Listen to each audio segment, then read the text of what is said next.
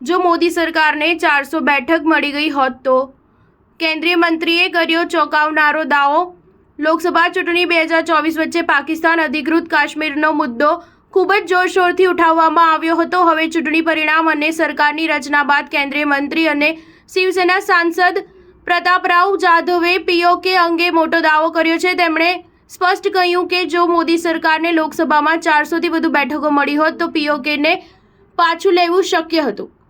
કેન્દ્રીય મંત્રી અને શિવસેના સાંસદ પ્રતાપરાવ જાધવે રવિવારે કહ્યું હતું કે જો મોદી સરકારને લોકસભા ચૂંટણીમાં 400થી વધુ બેઠકો મળી હોત તો પાકિસ્તાન અધિકૃત કાશ્મીરને ભારતમાં સામેલ કરવું અને 1962માં ચીન દ્વારા કબજે કરવામાં આવેલી જમીનને પરત લેવું શક્ય બન્યું હોત।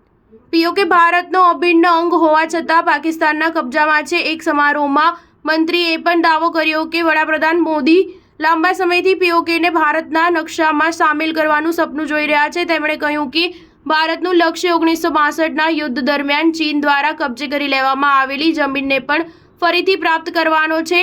જો મોદી સરકારને 400થી વધુ બેઠકો મળી હોત તો 2/3 બહુમતી પ્રાપ્ત થઈ હોત અને તેનાથી આ આકાંક્ષાઓ શક્ય બની હોત। સ્ટાર ન્યૂઝ 7 હંમેશા સચ્ચાઈની સાથે।